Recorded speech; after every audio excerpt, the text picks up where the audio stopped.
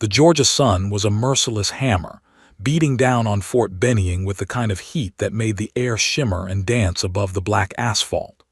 Private Emma Richardson stood at attention in formation, her BDU uniform already soaked through with sweat despite the early hour. It was only 800, and the temperature had already climbed past 90 degrees. Around her, 284 recruits stood in perfect rows, their faces forward, eyes locked on the horizon, nobody daring to move even a millimeter out of place. Emma's hands trembled slightly at her sides. She forced them still, commanded her fingers to stop shaking, but her body refused to obey. 6 weeks. She'd survived 6 weeks of hell, and every single day, Drill Sergeant Marcus Holloway had made it his personal mission to break her. She could hear his boots now, that distinctive crunch of gravel that sent ice through her veins despite the oppressive heat. Left, right, each step deliberate, each step a promise of pain. The sound grew louder, closer, and Emma knew without looking that he was coming for her. Again. Don't react, don't give him anything. Eyes forward, breathe. But breathing was hard when your chest felt like it was being crushed in a vice. Emma Richardson had enlisted for all the wrong reasons, or maybe all the right ones, depending on who you asked. At 22, she'd been working 3 jobs in Columbus, Ohio, barely making rent in a 1-bedroom apartment she shared with 2 other girls. Her father had died when she was 16, leaving her mother to raise 3 kids on a grocery store clerk's salary. Emma had watched her mother's hands crack and bleed from the cheap cleaning products she used during her second job as a night janitor. "I'm going to make something of myself," Emma had told her mother the day she signed her enlistment papers. "I'm going to make you proud." Her mother had cried and held her tight. "You already do, baby, you already do." But 6 weeks into basic combat training, Emma wondered if she'd made a catastrophic mistake. Holloway had started on day 3. Small things at first, an extra lap around the track, holding her rifle overhead for an extra 5 minutes, nitpicking her bunk when everyone else's looked identical. By week 2, it had escalated. He'd make her do push-ups until her arms gave out completely, until she literally collapsed face first into the dirt. Then he'd scream at her for being weak, for being pathetic, for being everything wrong with the modern military. "Women don't belong here," he'd roared in her face just last week, so close that his spit flecked her cheeks. "You're taking up space that a real soldier could fill." Emma had kept her eyes forward. Yes, drill sergeant. But at night, alone in her bunk, she'd written everything down. Dates, times, witnesses, what he'd said, what he'd done. The journal was hidden in her locker between the pages of her field manual. She didn't know why she was documenting everything. Maybe it was the lawyer shows her mom used to watch. Maybe it was instinct. Maybe it was hope that someone somewhere would eventually care. The boot stopped. Right behind her. Emma's heart hammered so hard she was certain the recruit next to her could hear it. Private Jennifer Martinez, a tough girl from El Paso who'd become her closest friend in this hell. Emma could feel Jennifer tense up beside her, could sense the collective holding of breath from the entire platoon. Rifle inspection, Holloway's voice boomed across the parade ground. Richardson, front and center. "Here we go." Emma executed a perfect about-face and marched forward, her M4 rifle held at port arms. She'd spent 2 hours last night cleaning this weapon. Every part had been disassembled, scrubbed, oiled, and reassembled with precision. There wasn't a speck of dust, not a molecule of carbon residue. It was perfect. She knew it wouldn't matter. Holloway was a mountain of a man, 6'4" and built like the linebacker he'd been in high school. His face was weathered leather, creased with lines from 2 tours in Iraq and 1 in Afghanistan. His uniform was immaculate, his Ranger tab prominently displayed, his chest decorated with ribbons and medals that told stories of valor and sacrifice. Everyone on base treated him like a hero. Everyone except Emma, who saw something else behind those cold gray eyes. He grabbed her rifle, his movements aggressive, jerky. He inspected the chamber, ran his finger along the barrel, checked the magazine well. Emma stood frozen, barely breathing. For a long moment she dared to hope. Maybe today would be different. Maybe today he'd find nothing wrong. Holloway's mouth twisted into something that wasn't quite a smile. "Dirty weapon," he announced loudly, his voice carrying across the entire formation. "Completely unacceptable." Emma's stomach dropped. "Drill Sergeant, Did I give you permission to speak?" His voice rose to a roar. "Did I?" "No, Drill Sergeant." He moved closer, violating every reasonable boundary of personal space. "You are a disgrace, Richardson, a complete and utter disgrace. You know what you are." Emma's jaw clenched. She'd heard this speech before, different words, same hatred. "You're a liability. You're going to get real soldiers killed someday. You're—" And then it happened. His hand shot out like a striking snake, fingers closing around her collar with bruising force. Emma felt herself being yanked forward, her boots nearly leaving the ground as Holloway lifted her up. Her rifle clattered to the asphalt.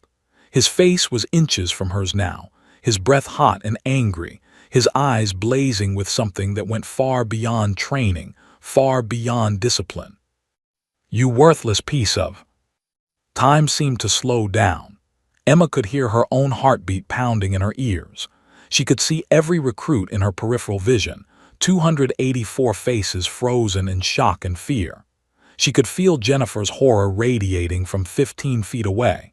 She could sense the other drill sergeants turning to look, their conversations stopping mid-sentence. And in that crystallized moment, hanging from Holloway's grip like a rag doll, something inside Emma Richardson snapped.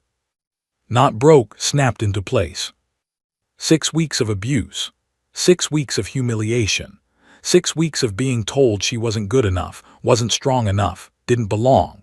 6 weeks of watching him do the same to others, of seeing the pattern, of knowing in her bones that this was wrong but feeling powerless to stop it.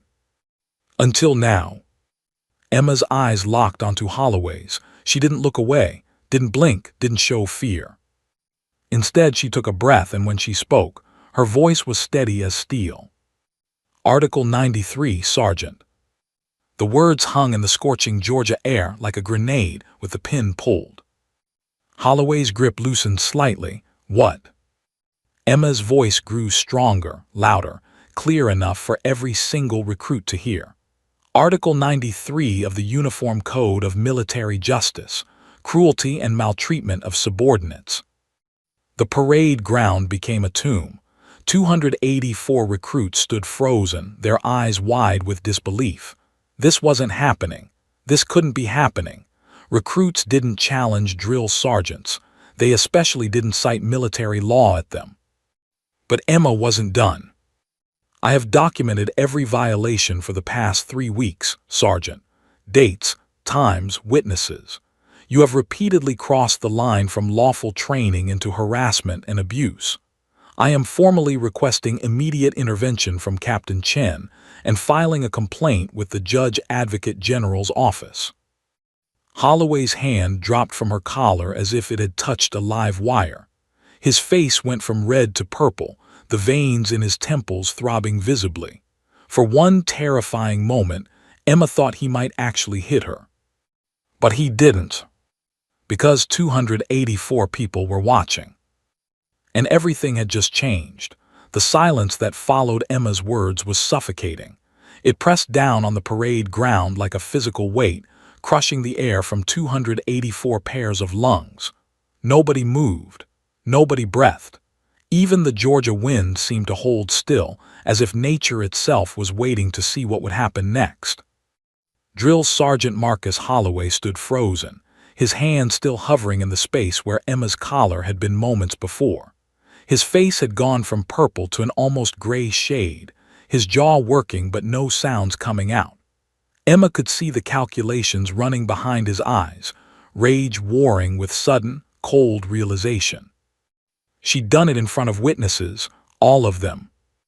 "Private Richardson." The voice came from behind them, sharp and commanding. Senior Drill Sergeant Carlos Martinez was striding across the parade ground, his face unreadable.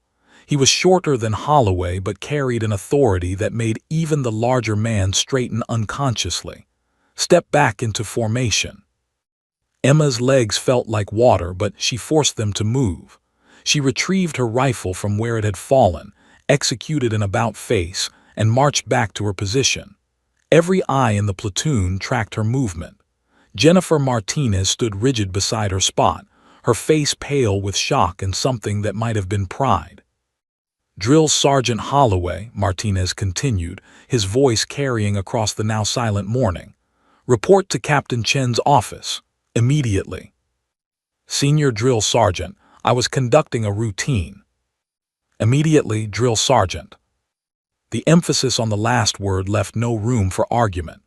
Holloway's hands clenched into fists at his sides, his knuckles white. For a moment, Emma thought he might refuse, might explode right there in front of everyone. But 15 years of military discipline won out. He executed a sharp about-face and marched toward the company headquarters, his boots striking the pavement with barely contained fury. Martinez watched him go, then turned to face the formation. His dark eyes swept across the rows of recruits, and when he spoke, his voice was quiet but somehow louder than any shout. What you just witnessed is being investigated. You will not discuss it among yourselves. You will not speculate. You will not spread rumors.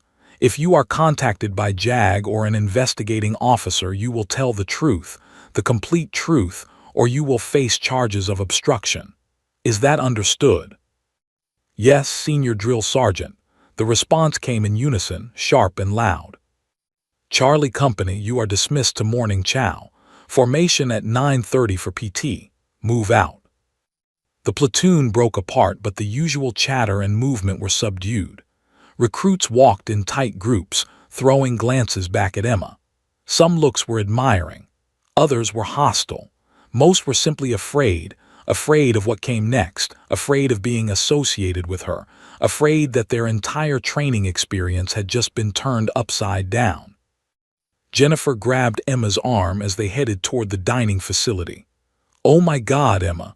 Oh my God, did you really just—" "Not here," Emma whispered, her voice shaking now that the adrenaline was beginning to wear off. "Not where they can hear." But there was no privacy in basic training. The dining facility buzzed with whispers that died the moment Emma walked in. She felt the weight of hundreds of eyes following her as she moved through the serving line. Her hands trembled so badly she could barely hold her tray.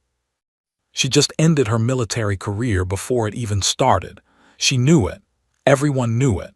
You didn't challenge a drill sergeant and walk away unscathed. A male recruit from another platoon deliberately bumped into her as she walked past. "Snitch," he muttered under his breath. Emma's jaw tightened, but she kept walking. Jennifer steered her to a corner table, sitting down with two other female recruits from their platoon, Maria Chen and Ashley Brooks. All three looked at Emma with a mixture of awe and terror. "That was the bravest thing I've ever seen," Maria whispered, leaning forward.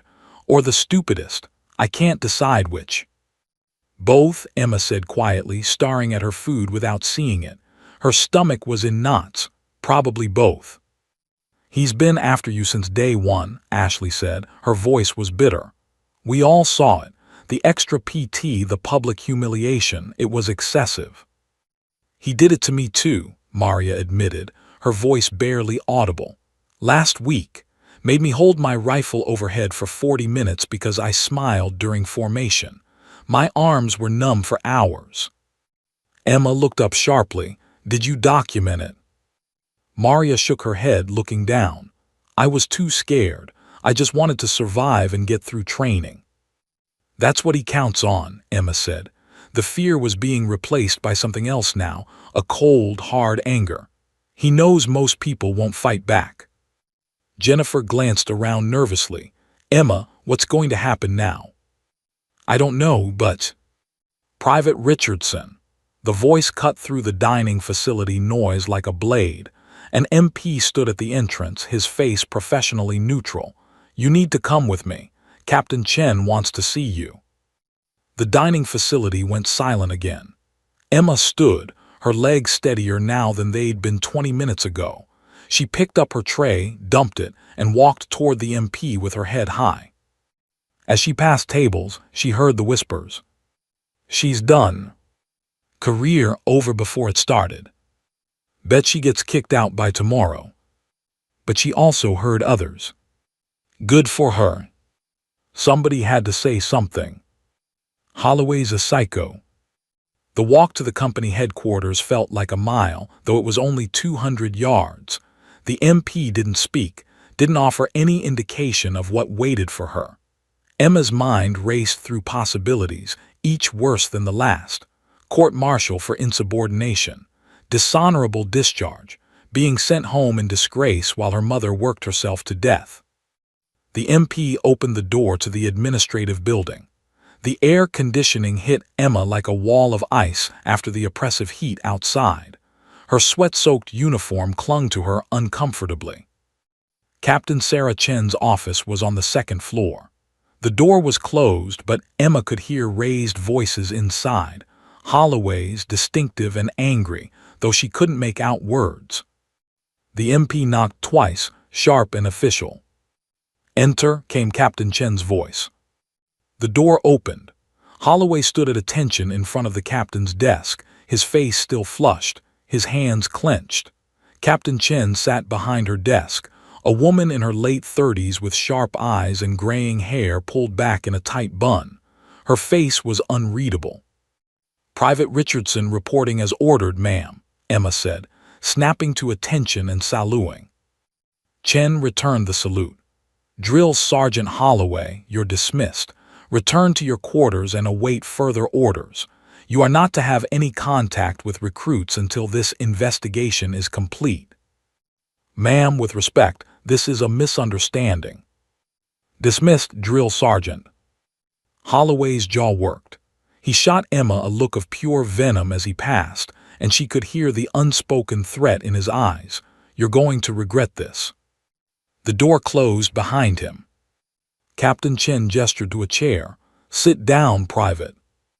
Emma sat, her back rigid, her hands folded in her lap. Chen leaned back in her chair, studying Emma for a long moment. "Private Richardson, do you understand the gravity of what you've just done?" "Yes, ma'am." "Do you understand that you've just accused a decorated combat veteran, a 15-year service member with an exemplary record, of violating the UCMJ?" Emma met her eyes steadily. "Yes, ma'am, and I can prove it." Chen's eyebrows rose slightly. "Prove it." Emma reached into her cargo pocket and pulled out a small green notebook, worn at the edges from being handled repeatedly. She placed it on the captain's desk. "Everything is documented, ma'am. Dates, times, locations, witnesses, exact quotes when possible. 3 weeks of incidents that crossed from training into harassment." Captain Chen picked up the notebook slowly, opening it. Her eyes scanned the first page, then the second. Her expression remained neutral, but something flickered in her eyes, surprise, perhaps, or recognition. She closed the notebook and looked at Emma. "Private Richardson, you do realize that this could end one of two ways. Either you're about to end Drill Sergeant Holloway's career, or he's about to end yours." Emma swallowed hard. "I understand, ma'am, but if I stay silent, he'll do this to someone else. He probably already has, and I didn't enlist to watch good soldiers get broken by bad leaders." For the first time, Captain Chen's professional mask slipped slightly. The corner of her mouth twitched, not quite a smile, but close. She picked up her phone. "Get me JAG," she said. "Now." Emma sat in a windowless interview room on the 3rd floor of Fort Benning's JAG office, the fluorescent lights humming overhead like angry wasps. The metal chair was uncomfortable, deliberately so, and the clock on the wall read 13:47 hours. She'd been removed from training 5 hours ago. 5 hours that felt like 5 years. Across from her sat Captain Lisa Torres, a JAG officer with intelligent eyes and a notepad already half filled with Emma's statement. Next to her was CW2 James Morrison, a criminal investigation command agent whose expression gave away nothing. Emma's journal lay open on the table between them, its pages marked with colored tabs. "Let's go through August 10th again," Captain Torres said, her voice professionally gentle. "You stated that Drill Sergeant Holloway denied you water during a 6-hour training exercise despite temperatures exceeding 98 degrees. Emma nodded, her throat dry at the memory. "Yes, ma'am. We were doing land navigation training in full gear. Every recruit got water breaks every hour. It's regulation in that heat. But when I approached the water station, Drill Sergeant Holloway physically blocked me and said I hadn't earned water yet. Made me wait 3 hours while everyone else hydrated." "Did anyone witness this?" "At least 20 recruits, ma'am. Private Martinez, Private Chen, Private Brooks, they all saw it. Some of them even tried to sneak me their canteens, but Holloway caught Private Dawson doing it and made him do burpees until he vomited." Morrison leaned forward. "And you documented this the same day?" "That night, yes, sir. I write everything down before lights out." Torres flipped through the journal again and Emma watched her face carefully. The JAG officer's expression remained neutral, but her eyes showed something else. Concern, maybe even anger. "Private Richardson," Torres said slowly, "this level of documentation is unusual. Most recruits experiencing harassment don't think to keep records like this. Why did you?" Emma's hands clenched in her lap. "My mother, ma'am. She works as a grocery clerk, but she watches those legal shows every night. She always says, 'Baby, if something's wrong, you write it down. Dates, times, facts, that's how you prove truth.' So I did." "Your mother sounds like a smart woman." "She's the smartest person I know, ma'am." Torres closed the journal. "Private, I need to ask you something, and I need complete honesty. Is there any possibility, any at all, that you're doing this because you couldn't handle the rigors of basic training? That maybe Drill Sergeant Holloway was tough on you, but within acceptable parameters, and you misinterpreted it as harassment?" The question hung in the air like a blade. Emma met Torres' eyes directly. "No, ma'am. I know the difference between tough training and abuse.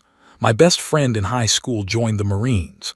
She told me drill instructors would break you down to build you back up, that it would be hard, maybe the hardest thing I'd ever do. I expected that. I wanted that. But there's a difference between breaking someone down to make them stronger and breaking them down because you enjoy watching them suffer." Morrison spoke for the first time in 20 minutes.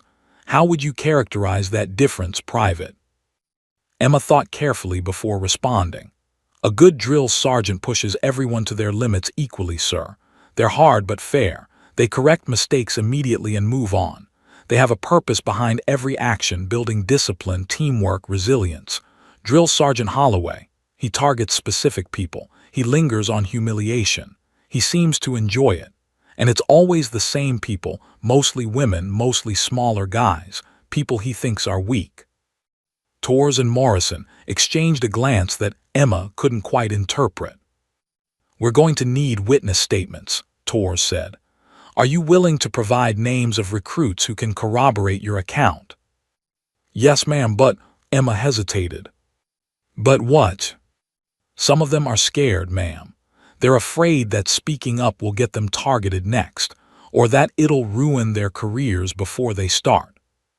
"That's why we have protections against retaliation," Morrison said. "Anyone who provides truthful testimony is protected under Article 6B of the UCMJ." Emma wanted to believe that, but she'd seen the looks in the dining facility. She knew how the military worked, how any organization worked.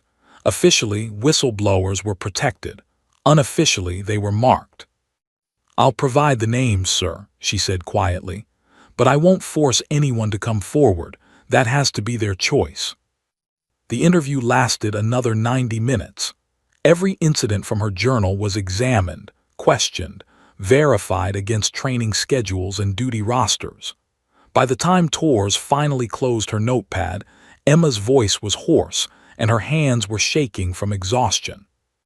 "Private Richardson," Tors said, standing, "you're being temporarily reassigned to administrative duties while this investigation proceeds. You will not return to Charlie Company. You will not have contact with Drill Sergeant Holloway or discuss this case with other recruits. Understood?" "Yes, ma'am." "One more thing." Tor's expression softened slightly. "What you did this morning took courage, real courage. Regardless of how this investigation concludes, you should know that." Emma nodded, not trusting herself to speak. The administrative barracks were quieter than the training barracks, mostly occupied by recruits recovering from injuries or waiting for medical evaluations. Emma was assigned a private room, which felt both like a blessing and a curse. Privacy meant safety from hostile recruits. It also meant isolation. She lay on the bunk that night, staring at the ceiling, replaying the morning's events over and over. Holloway's hand on her collar, the weight of 284 stairs, her own voice, steadier than she'd felt, citing Article 93. Her phone, finally returned to her after 5 weeks of being locked away, buzzed with a text from her mother. "Just heard from my sister that something happened at the base. News travels fast in military families. Are you okay, baby?" Emma's fingers hovered over the keyboard. "How did you explain to your mother that you might have just destroyed your military career before it even started? That you'd stood up to power and didn't know if you'd survive the consequences?" "I'm okay, Mom. Had to do something hard today. Will call when I can."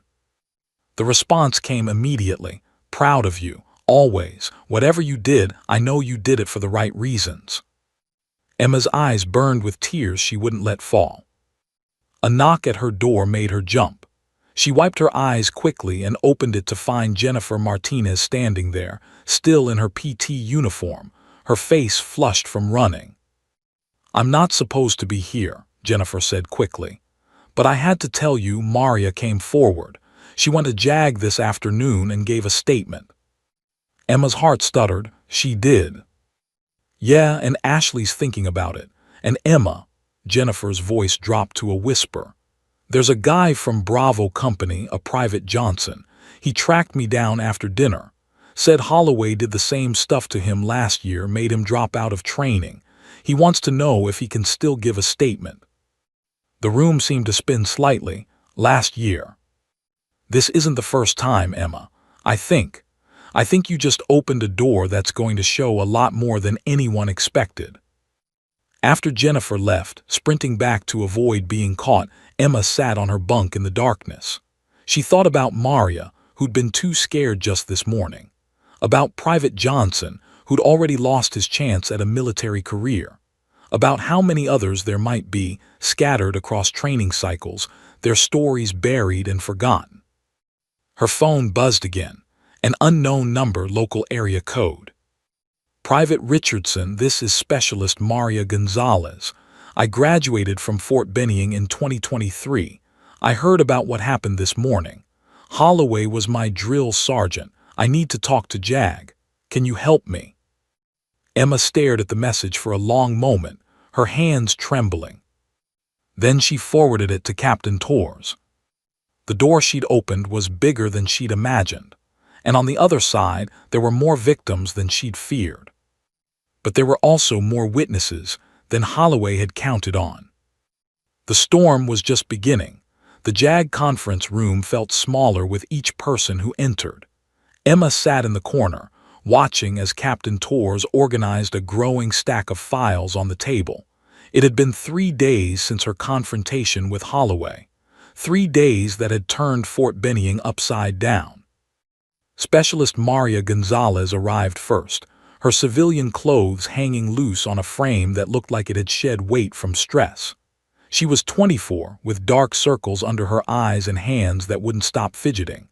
When she saw Emma, something passed between them. Recognition, solidarity, shared pain. "Thank you for coming forward," Emma said quietly. Maria's laugh was bitter. "I should have done it a year ago. Maybe if I had, you wouldn't have had to go through what I did." Before Emma could respond, the door opened again. A tall, broad-shouldered man entered, his civilian jacket unable to hide his military bearing.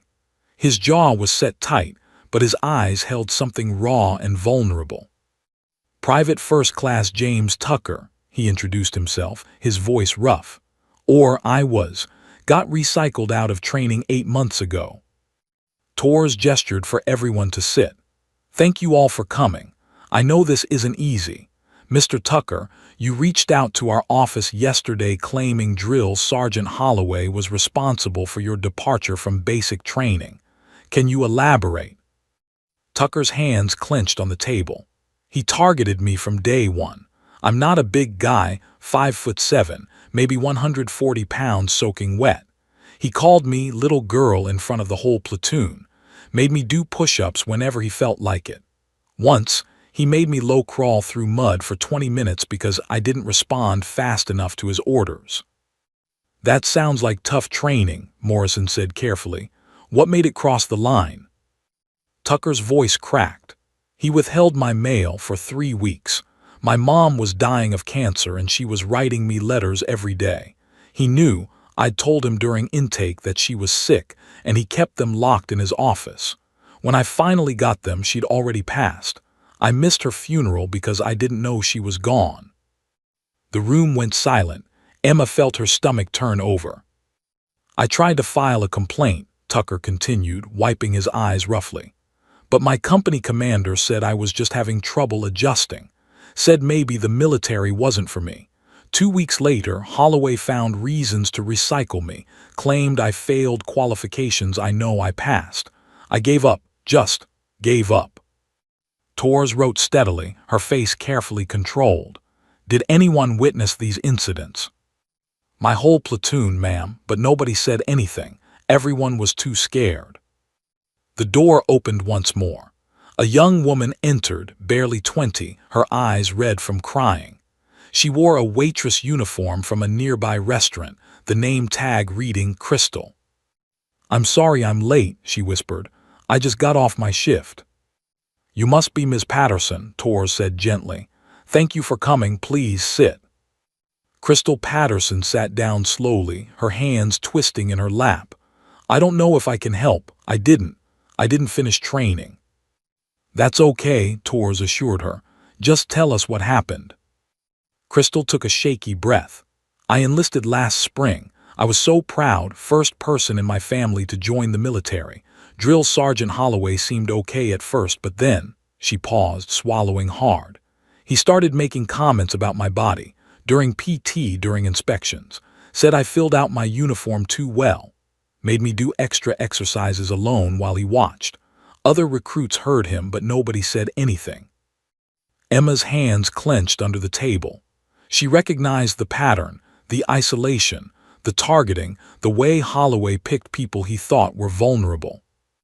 "It got worse," Crystal continued, her voice barely audible. "One night I was doing fireguard duty, the overnight watch. He came to the barracks around 300, said he was doing a spot inspection but everyone else was asleep. He got real close, told me I should be grateful for his attention, that he could make training easier for me if I was nice to him." Torres leaned forward. "Did he touch you?" "He put his hand on my waist. I pushed him away and told him I'd report him. He laughed and said nobody would believe me, that I just looked like a recruit who couldn't handle training and was making excuses." Tears streamed down Crystal's face now. "I dropped out the next day.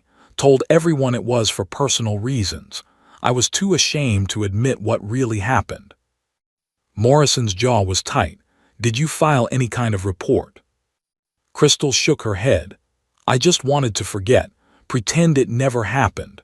But then I heard about Private Richardson standing up to him and I thought, maybe someone would finally listen." Torres stood and walked to the window, her back to the room. When she turned around, her professional mask had slipped, revealing barely contained anger. "This is worse than we thought," she said quietly. "We're not talking about a drill sergeant who's too harsh. We're talking about systematic abuse spanning multiple training cycles." Morrison pulled out his laptop, typing rapidly. I'm checking past complaints. Let me see what's in Holloway's file.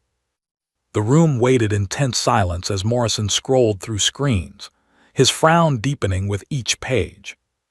Here, he said finally, 2 informal complaints. March 2023, a recruit claimed excessive punishment, investigated by the company commander, who determined it was within acceptable training parameters. July 2024, another complaint about verbal harassment, also investigated internally, also dismissed as rigorous but appropriate training methods. Let me guess, Torres said coldly. Both investigations were conducted by officers who served with Holloway or respected his combat record. Morrison nodded grimly. First investigation was done by Major Collins, who served with Holloway in Iraq. Second was Captain Reynolds, who was Holloway's roommate at Ranger School. Of course, Torres turned to the group. This is what we call a pattern of behavior. Holloway has been doing this for years, and each time his reputation as a decorated veteran protected him. The system failed you, all of you. Emma found her voice. How many others are there? How many people did he hurt who never came forward? We may never know, Morrison admitted. Some people drop out and disappear. Some complete training and never look back. Some convince themselves it was just tough training and they were weak. Maria Gonzalez spoke up, her voice stronger now. He made me do burpees in my own vomit, told me I was contaminating his training ground and needed to clean it up with my uniform. I threw up 3 times that day from heat exhaustion. When I finally collapsed, he told the medics I was just out of shape. I watched him make another recruit hold a sandbag overhead until she passed out, Tucker added, just because she smiled during formation. When she hit the ground, he kicked dirt on her and told her to get up. The stories kept coming, each one worse than the last. Emma listened, her heart breaking with each revelation. She'd thought she was alone. She'd thought maybe she was overreacting, being too sensitive. But hearing these others, seeing their pain, understanding the scope of Holloway's abuse, it was overwhelming. Torres gathered the files. I need to brief Colonel Hendricks immediately. This has gone from a single incident investigation to a multi-year pattern of criminal behavior. Holloway will face a court-martial, and we're going to recommend a full audit of the training command's complaint process. What happens to us? Crystal asked softly. Do we have to testify in public? Possibly, Torres said honestly. But I'll fight to protect your identities as much as legally possible. And I want you all to know, what you're doing right now is incredibly brave. You're not just helping bring one bad soldier to justice. You're helping fix a broken system. As the meeting ended and people filed out, Emma found herself standing with Maria, Tucker, and Crystal in the hallway. 4 people whose lives had been altered by one man's cruelty. 4 people who'd been failed by a system that valued reputation over truth. We should have been protected, Tucker said quietly. That's what the military promises, that it takes care of its own. Maybe it will now, Maria replied, though she didn't sound convinced. Maybe Emma started something that will actually change things. Emma looked at their faces, damaged but determined, hurt but healing. She thought about all the others out there, the ones who'd never come forward, who'd carry Holloway's abuse like invisible scars for the rest of their lives. He can't hurt anyone else, Emma said firmly. Not anymore. Whatever happens to me, at least I know that.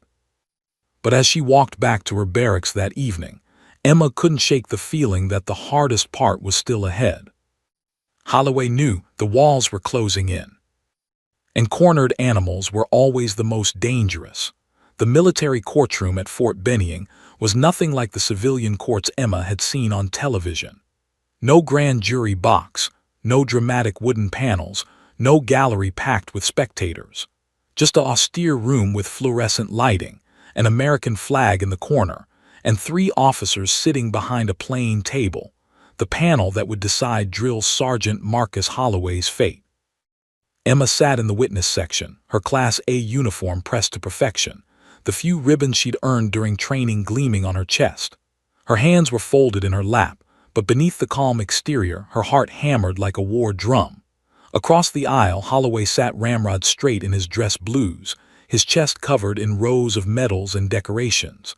Bronze Star, Purple Heart, Combat Infantry Badge. He looked like a recruiting poster, every inch the American hero. He hadn't looked at her once. The courtroom was closed to most observers, but Emma could feel the weight of attention anyway. This case had spread through Fort Benning like wildfire. Everyone knew. Everyone had an opinion. The decorated war veteran versus the female recruit who dared to challenge him. Captain Torres stood at the prosecution table, organizing her files with precise movements. Across from her, Major Douglas Brennan represented Holloway, a defense attorney with a reputation for destroying witnesses on cross-examination. He'd already made his strategy clear during opening statements. Private Richardson was a recruit who couldn't handle the rigors of military training and had manufactured allegations to excuse her own inadequacy. The prosecution calls Private Emma Richardson to the stand, Torres announced. Emma stood, her legs steadier than she'd expected. She crossed the room, placed her hand on the Bible, and swore to tell the truth. The whole truth, nothing but the truth. So help her God. She sat in the witness chair, finally allowing herself to look at Holloway. He stared straight ahead, his jaw set, his face carved from stone. But she saw it, a tiny muscle twitching near his left eye. He was worried. Good. Torres approached with a gentle smile. Private Richardson, can you describe the incident that occurred on August 17, 2024? Emma took a breath and let the words flow. I was standing in formation during rifle inspection. Drill Sergeant Holloway approached me, claimed my weapon was dirty despite me spending 2 hours cleaning it the night before. He became verbally aggressive, violating my personal space. Then he grabbed my collar and lifted me partially off the ground while screaming profanities in my face. Had this been the first incident of this nature? No, ma'am. It was the culmination of 6 weeks of targeted harassment. Torres walked back to her table, picking up Emma's journal. Your Honor, I'd like to enter Prosecution Exhibit A into evidence. Private Richardson's personal documentation of incidents involving Drill Sergeant Holloway. The panel president, a stern-faced colonel named Hendricks, nodded. So admitted. Torres held up the journal. Private Richardson, you documented every incident. Why? My mother taught me that if something's wrong, you write it down. Facts, dates, times, witnesses. That's how you prove truth, ma'am. So from the moment I realized Drill Sergeant Holloway's behavior was crossing from tough training into abuse, I started documenting everything. Can you describe some of these incidents for the court? Emma's voice remained steady as she recounted the details. The denied water during heat training, the excessive physical punishment while others watched, the verbal degradation that went beyond correction into cruelty, the pattern of targeting her and specific other recruits, always the smaller ones, always the ones he perceived as weak. Torres let each incident sink in before moving to the next. Private Richardson, the defense will argue that Drill Sergeant Holloway was simply maintaining high training standards. How would you respond to that? Emma looked directly at the panel. I enlisted knowing training would be hard. I wanted it to be hard. My best friend joined the Marines, and she warned me that drill instructors would break me down to build me back up. I expected to be challenged, pushed past my limits, made to question whether I had what it takes. She paused. But there's a fundamental difference between a leader who pushes you because they want you to succeed and someone who punishes you because they enjoy watching you suffer. Can you articulate that difference? A good drill sergeant corrects everyone equally. They're harsh but fair. They have a purpose behind every action, building discipline, teamwork, resilience. They want to create soldiers. Emma's voice grew stronger. Drill Sergeant Holloway targeted specific people. He lingered on humiliation. He denied basic needs like water and mail. He created an environment of fear, not respect. He wasn't making soldiers, he was breaking people. Tors nodded. Thank you, Private, no further questions. Emma's brief moment of relief evaporated as Major Brennan stood. He was a tall man with silver hair and the kind of commanding presence that made people nervous. He smiled at Emma, but it didn't reach his eyes. Private Richardson, he began, his voice smooth as silk. You enlisted in May 2024, correct? Yes, sir. And prior to enlisting, you worked 3 minimum wage jobs and were struggling financially. Emma's stomach tightened. I was working to support myself, yes, sir. So the military represented an escape from a difficult financial situation. It represented an opportunity to serve my country and build a career, sir. Brennan's smile widened. Of course. Now you testified that training was hard as you expected, but isn't it true that by week 4 you were struggling to meet PT standards? I met all required standards, sir. But you were in the bottom third of your platoon for running times, weren't you? Tor stood. Objection, relevance. Your Honor, I'm establishing that Private Richardson had legitimate performance issues that might motivate false allegations, Brennan argued. Overruled, but get to your point, Major. Brennan turned back to Emma. You were struggling, weren't you, Private? Struggling to keep up, struggling to meet expectations. And when Drill Sergeant Holloway held you to the same high standards he held everyone else to, you interpreted that as harassment. Emma's voice didn't waver. That's not what happened, sir. No. Then explain to this court why, out of 284 recruits in your training cycle, you're the only one who filed formal charges. Because I was the one brave enough, or foolish enough, to believe the system would protect me, sir. Brennan's eyes flashed. Or because you were the only one who couldn't handle the training and needed an excuse. Objection. Tors was on her feet. Counsel is badgering the witness. Sustained. Major Brennan, rephrase or move on. Brennan studied Emma for a long moment. Isn't it true, Private Richardson, that you have a history of conflicts with authority figures? You were fired from one of your civilian jobs for arguing with a supervisor, weren't you? Emma felt heat creep up her neck. I was let go because I reported my supervisor for wage theft, sir. He was shorting employees' hours. The Department of Labor later fined the company $50,000. The courtroom fell silent. Brennan's confident smile faltered. So you have a pattern of making accusations against superiors. He tried again. I have a pattern of standing up when something's wrong, sir, even when it's difficult, even when people tell me to keep quiet, even when it might end your military career, Brennan interrupted. Emma met his eyes steadily, especially then, sir. Brennan changed tactics. You claim Drill Sergeant Holloway targeted you specifically, but isn't military training designed to identify and correct weakness? Isn't that the entire point? Yes, sir, but there's a difference between correction and cruelty. Define that difference for us, Private. Emma paused, gathering her thoughts. This was the moment she could feel it. The entire trial balanced on her next words. Correction makes you better, sir. It identifies a deficiency and gives you the tools to fix it. A drill sergeant who sees a recruit struggling with marksmanship doesn't just call them worthless. They spend extra time on the range, they break down the fundamentals, they build confidence through competence. She looked at Holloway for the first time since taking the stand. Cruelty has no purpose except to inflict pain. It doesn't build anything. It only destroys. And when a leader chooses cruelty over correction, they've failed in their most basic duty. The courtroom was completely silent. Drill Sergeant Holloway is a decorated veteran, Emma continued, her voice soft but clear. I respect his service. I respect his sacrifice. But combat valor doesn't give anyone license to abuse the people they're supposed to lead. If anything, it should make them better leaders, because they know what real strength looks like, and it's not this. Brennan stared at her, his prepared questions seemingly forgotten.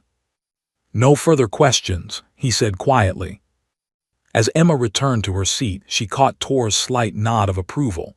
But Emma felt no triumph, only exhaustion. She'd told her truth. She'd faced down the defense attorney and the system and her own fear.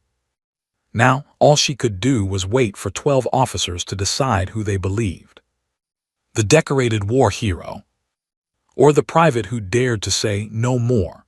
Deliberation lasted 4 hours and 23 minutes. Emma spent every second of that time in a small waiting room adjacent to the courtroom, unable to sit still, unable to think about anything except the 12 officers behind closed doors deciding her fate. And Holloway's. Captain Torres sat across from her, working on her laptop, occasionally glancing up to offer an encouraging smile. But Emma could see the tension in her shoulders. Even experienced JAG officers got nervous during verdicts. "They're taking a long time," Emma said, checking her watch for the 100th time. "Is that good or bad?" Torres closed her laptop. "It means they're being thorough. They're examining every piece of evidence, every testimony. That's what we want, Emma. A rush to judgment helps no one." Emma's phone buzzed. Her mother texting for the 5th time that hour. "Still praying, baby. Whatever happens, you did the right thing." Jennifer had texted earlier. "Entire platoon is on edge. Nobody's talking about anything else. You're all over the base news." Maria Gonzalez had sent a simple message. "Thank you for your courage. Regardless of the outcome, you gave me mine back." Emma stared at that last text, her eyes burning. She'd almost forgotten what started all this. It wasn't about her career or her pride or even justice for herself. It was about stopping Holloway from hurting anyone else, about breaking a cycle of abuse that had gone unchecked for years. A sharp knock at the door made both women jump. "They've reached a verdict," the bailiff announced. Emma's legs felt like water as she stood. Torres placed a hand on her shoulder. "Whatever happens in there, Emma, you've already won. You found your voice. You used it. That's something nobody can take from you." The walk back into the courtroom felt surreal, like moving through a dream. Emma took her seat, acutely aware of every sound, the rustling of uniforms, the hum of fluorescent lights, someone's nervous cough from the back row. Holloway sat at the defense table, his spine rigid, his face betraying nothing. But Emma noticed his hands clenched white-knuckled on the table edge. The panel filed back in, their faces professionally neutral. Colonel Hendricks carried a single sheet of paper. "All rise," the bailiff commanded. Everyone stood in unison. "Has the panel reached a verdict?" the military judge asked. "We have, Your Honor," Hendricks replied, his voice grave. Emma's heart hammered so hard she was certain everyone in the courtroom could hear it. This was it. The moment that would define everything. Her career, her future, her belief that standing up to power actually meant something. On the charge of cruelty and maltreatment in violation of Article 93 of the Uniform Code of Military Justice, specifically regarding Private Emma Richardson, how does the panel find? Hendricks looked directly at Holloway. "Guilty." The words seemed to echo in the silent courtroom. Emma felt her knees weaken. Tor's hand gripped her arm, steadying her. But Hendricks wasn't finished. "On the charge of cruelty and maltreatment regarding Specialist Maria Gonzalez, we find the accused guilty. On the charge of cruelty and maltreatment regarding former Private James Tucker, we find the accused guilty. On the charge of cruelty and maltreatment regarding former Private Crystal Patterson, we find the accused guilty." 4 counts, 4 guilty verdicts, each one landing like a hammer blow. Holloway's face had gone gray, his jaw working but no sound coming out. His attorney placed a hand on his shoulder, but Holloway shrugged it off roughly. "On the charge of sexual harassment regarding former Private Crystal Patterson, we find the accused guilty." Emma heard Crystal's sharp intake of breath from somewhere behind her. That charge carried additional weight, additional consequences. The judge nodded solemnly. The panel will now deliberate on sentencing. We'll reconvene in 1 hour. As the room cleared for recess, Emma finally allowed herself to breathe. She'd expected to feel victorious, triumphant even. Instead, she just felt tired. Holloway was guilty. The system had worked, justice had been served. But looking at him across the courtroom, she felt no satisfaction. Just sadness for all the damage he'd done, all the lives he'd altered. Torres pulled her into the hallway. "Emma, this is huge. Guilty on all counts. The panel believed you. They believed all of you." "What happens now?" Emma asked. "Sentencing. Given the severity and the pattern of behavior across multiple victims, I expect they'll be harsh. Holloway's military career is over. The question now is how much additional punishment he'll face." An hour later, they were back in the courtroom. Holloway stood at attention as Colonel Hendricks read the sentence. "Sergeant First Class Marcus Holloway, this panel has found you guilty of multiple counts of cruelty, maltreatment, and sexual harassment. Your actions have betrayed the trust placed in you as a non-commissioned officer and have brought dishonor to the uniform you wear." Hendricks paused, letting the words sink in. "The panel hereby sentences you as follows: reduction in rank to private, forfeiture of all pay and allowances, confinement for 6 months in a military correctional facility, followed by a dishonorable discharge from the United States Army." The courtroom erupted in whispers. A dishonorable discharge was the military equivalent of a felony conviction. It would follow Holloway for the rest of his life, affecting employment, benefits, everything. Holloway swayed slightly, as if the words had physical weight. 15 years of service, 3 combat deployments, a chest full of medals, all of it wiped away in a single moment. "Additionally," Hendricks continued, "this court recommends a full review of the training oversight procedures at Fort Benning to prevent similar incidents in the future. Private Richardson's documentation and courage in coming forward have revealed systemic failures that must be addressed." Emma felt tears prick her eyes, but she refused to let them fall. "Not here, not now." The judge struck his gavel. "This court is adjourned." As MPs moved to escort Holloway away, he finally turned to look at Emma. His eyes held no remorse, no understanding of what he'd done wrong. Only anger, pure, burning anger directed at the young woman who dared to hold him accountable. "This isn't over," he mouthed silently. Emma held his gaze until the MPs led him through the rear door. Only when he was gone did she allow herself to exhale. Outside the courtroom, she was immediately surrounded by Torres, Maria, Crystal, and Tucker. They formed a small circle, these 4 people bound together by shared trauma and shared victory. "We did it," Maria whispered, tears streaming down her face. "We actually did it." Crystal was sobbing openly, her whole body shaking. "He can't hurt anyone else. He can't." "No," Emma said firmly, pulling Crystal into a hug. "He can't, never again." Her phone exploded with texts. "Jennifer, holy shit, the verdict is all over the base. You won." Her mother, "I knew you would, baby. I always knew." Even recruits she barely knew were reaching out, thanking her, telling her their own stories of abuse that they'd never reported. That evening, Fort Benning's base commander, Major General Patricia Morrison, called an emergency formation of all drill sergeants and company commanders. Emma wasn't present, but Torres filled her in later. "The general didn't mince words," Torres said. She said the Holloway case revealed systematic failures in reporting, investigation, and accountability. Effective immediately, all training sessions involving physical correction will be video recorded. Anonymous reporting hotlines are being established. Monthly climate surveys will be mandatory. And any drill sergeant with even informal complaints in their file will undergo immediate review. "Will it actually change anything?" Emma asked, skepticism creeping into her voice.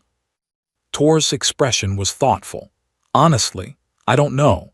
The military is like any large organization. Change is slow and old habits die hard, but you've given it a push in the right direction. You've proven that junior enlisted personnel can challenge authority and be believed. That's revolutionary, Emma. That night, lying in her bunk, Emma replayed the verdict over and over. Guilty, on all counts. Holloway would spend 6 months in prison, lose everything he'd built over 15 years, carry a dishonorable discharge for the rest of his life. She'd won. But victory felt different than she'd imagined. It didn't feel like triumph. It felt like responsibility, because now came the harder part.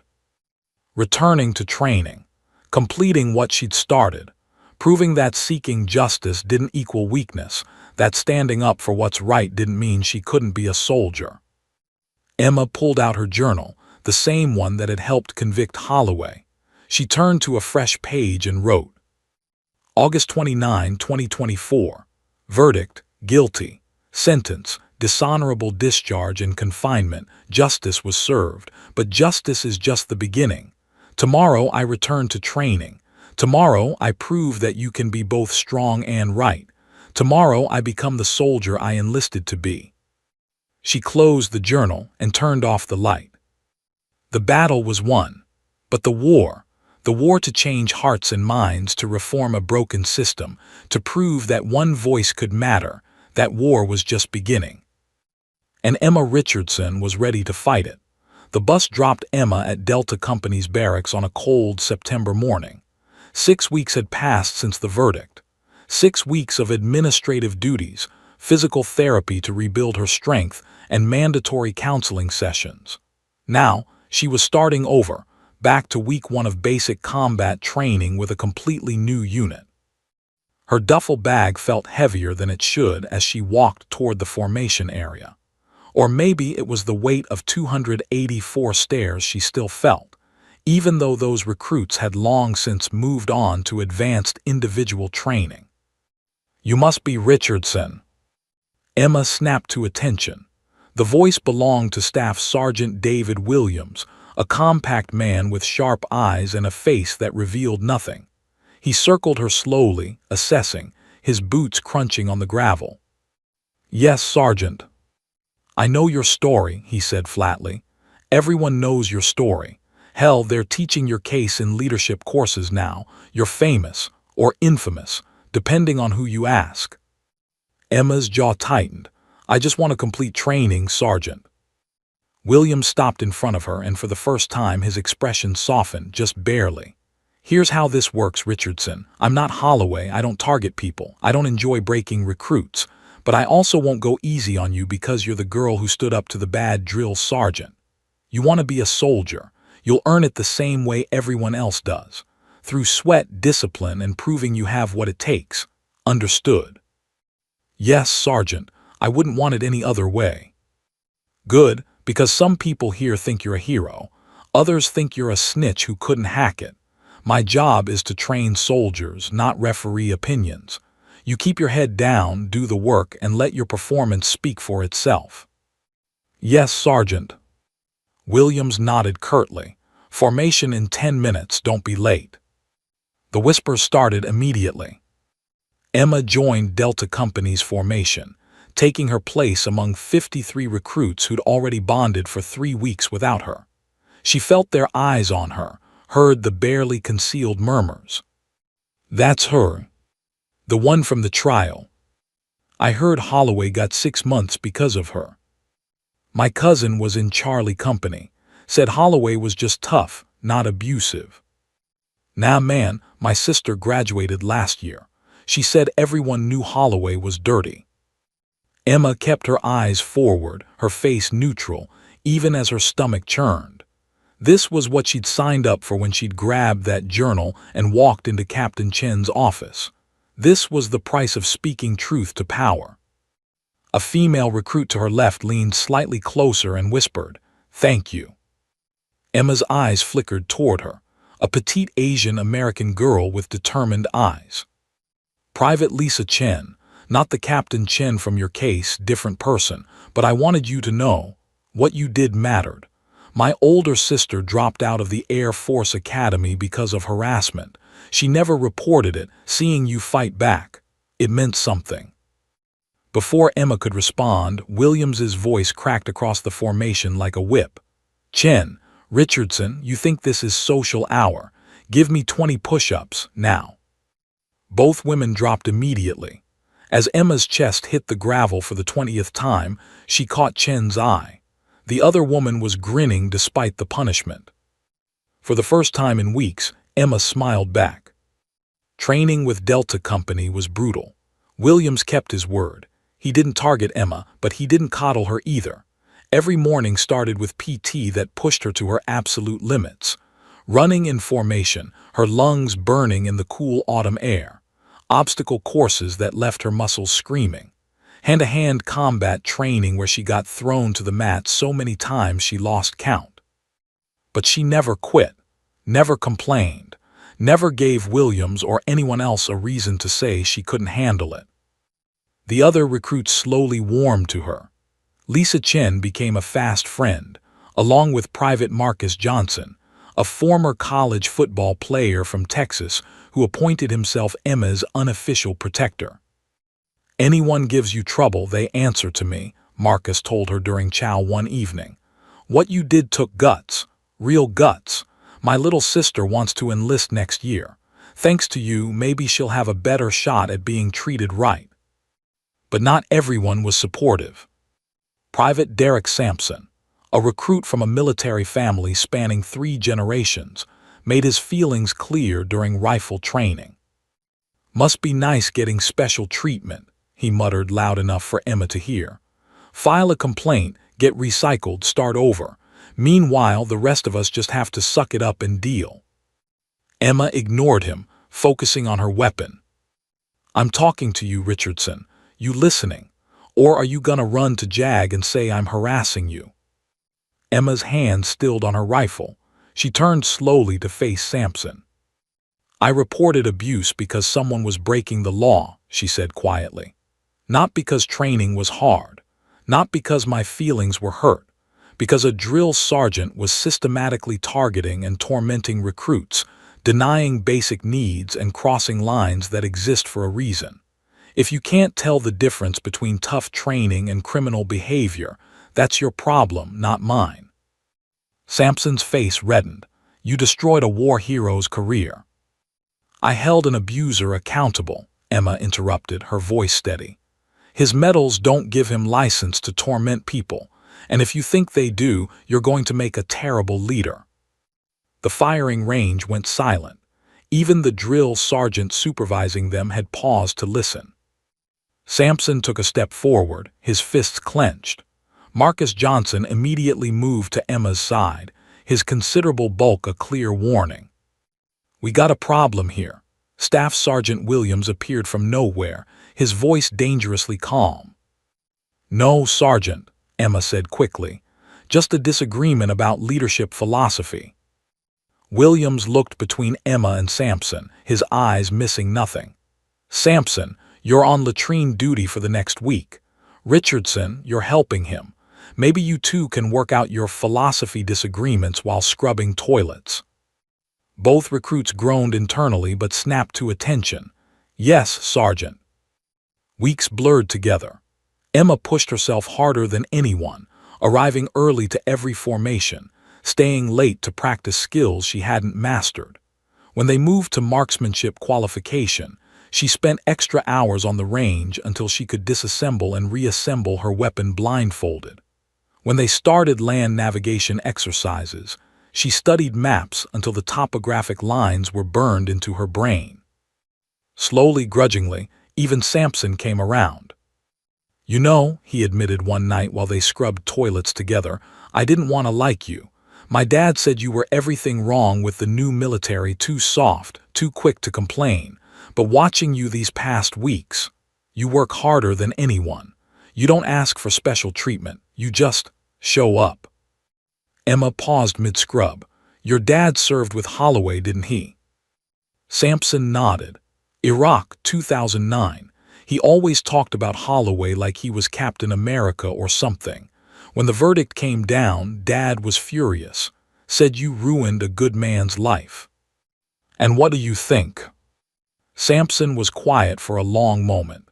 I think maybe heroes can become villains if nobody stops them, and maybe it takes a different kind of courage to be the one who says stop. Graduation day arrived with shocking swiftness. Emma stood in formation one final time, her dress uniform crisp, her boots gleaming. 53 recruits had started with Delta Company. 48 were graduating. Emma had not only survived, she'd excelled. She'd qualified expert marksman, scoring higher than 90% of her platoon. She'd led her squad to victory in the final field training exercise, demonstrating tactical thinking that impressed even the hardest drill sergeants. She'd carried a wounded teammate 3 miles during a simulation when her own legs wanted to give out. As Staff Sergeant Williams pinned her completion certificate to her uniform, he leaned close and whispered, "You earned this, Richardson, every bit of it. Never let anyone tell you different." Emma's mother was in the audience, tears streaming down her face. Jennifer Martinez had driven down from her AIT to attend. Even Captain Torres was there, standing in the back, nodding with approval. After the ceremony, as Emma stood talking with her mother, a young female recruit approached nervously. "Private Richardson, I'm starting training next week. I'm terrified, honestly, but I wanted you to know, you're the reason I'm here. You proved that women can stand up for themselves and still be soldiers. Thank you." Emma gripped the young woman's hand. "You're going to be amazing. And remember, being strong doesn't mean accepting abuse. It means knowing the difference between challenge and cruelty. Don't ever forget that." As the sun set over Fort Benning, Emma Richardson stood tall in her uniform, her completion certificate in hand, her orders to military police school tucked in her pocket. She'd returned to training under a cloud of controversy, and left as a graduate who'd earned every bit of respect she received. The girl who'd stood up to drill Sergeant Holloway had become the soldier who proved that justice and strength weren't opposites. They were two sides of the same coin. 3 years later, Fort Hood, Texas. Sergeant Emma Richardson sat across from a trembling young specialist in the Military Police Investigation Office. The girl, and she was barely more than a girl, maybe 20 years old, clutched a crumpled tissue in her hands, her eyes red and swollen from crying. "Ma'am, I don't want to ruin anyone's career," the specialist whispered. "Staff Sergeant Morrison has been in for 12 years. He has a wife and kids. I don't want to cause trouble." Emma leaned forward, her voice gentle but firm. "Tell me what happened, all of it, and don't worry about his career or his family. Worry about the truth." The specialist's story spilled out in fragments. The inappropriate comments during PT, the text messages that crossed professional boundaries, the late-night equipment checks, when no one else was around, the threats disguised as concern about her career prospects. Emma listened, her pen moving across her notepad with practiced precision. Dates, times, locations, witnesses. The same methodical documentation she'd learned to use 3 years ago in a different state, under a different sun, when she'd been the one sitting in this chair. "You're doing the right thing," Emma said when the specialist finished. "And I know it doesn't feel like it right now. I know you're scared, but staying silent doesn't protect you. It only protects him, and it guarantees he'll do this to someone else." The specialist looked up, recognition dawning in her eyes. "You're her. The one from Fort Benning, the drill sergeant incident. We studied your case in our leadership training." Emma nodded. "I am, and I'm here to tell you that speaking up doesn't make you weak. It makes you strong, stronger than staying silent ever could." The investigation into Staff Sergeant Morrison took 6 weeks. Emma built the case with meticulous care, witness interviews, text message records, documentation of policy violations. 2 other female soldiers came forward once they learned someone was finally listening. The pattern was undeniable. Morrison was eventually court-martialed, reduced in rank, and discharged. His wife did leave him. His kids did suffer. And Emma felt bad about that, but not guilty. He'd made his choices. He'd crossed lines that existed for a reason. The consequences were his to bear, not hers. "You saved my career," the young specialist told Emma on the day the verdict came down. "Maybe my life. I was thinking about ending things, because I couldn't see a way out." Emma gripped her hand tightly. "You saved yourself by having the courage to speak. I just helped document it." Fort Benning remained etched in Emma's memory like a scar that had healed but never quite faded. The Fort Benning incident had become a case study, taught in every military ethics course, referenced in every discussion about power dynamics and accountability. The journal she'd kept was now an exhibit at the military police school, a tangible reminder that documentation saves lives. The changes implemented after Holloway's conviction had spread throughout the Army. Video recording of training sessions was now standard. Anonymous reporting hotlines existed at every base. Climate surveys flagged units with concerning patterns. The system wasn't perfect. Systems never were. But it was better. Measurably, documentably better. Emma's phone buzzed with a text from Maria Gonzalez. "Just got promoted to sergeant. Starting my new position as a recruiter next month. Going to make sure every kid who enlists knows their rights. Thanks for showing me what courage looks like." Another text from James Tucker. 3 years sober, got my life back. Starting college in the fall. None of this happens without you. Crystal Patterson had sent a message last week. Finishing my nursing degree, working in a VA hospital, helping veterans who struggle. We all find our way to serve. And then there was Jennifer Martinez, now a sergeant herself, who texted almost daily with updates, jokes, and reminders that Emma had a standing invitation to visit whenever she wanted. The 284 witnesses from that August morning had scattered across the Army and the world, but some still reached out. Some to say thank you. Some to share their own stories of standing up when it mattered. Some just to let her know they remembered and that it had changed them. Once a month, Emma was invited to speak to incoming recruit training classes at various bases. Today, she stood in front of 150 new recruits at Fort Hood, their faces young and nervous, and full of the same hope she'd carried 3 years ago. "On August 17, 2024, she began, her voice carrying across the silent auditorium, "I made a choice that changed my life." A drill sergeant grabbed my collar in front of 284 witnesses, and instead of staying silent, instead of accepting abuse disguised as discipline, I did something that terrified me. She paused, letting them lean forward, waiting for what came next.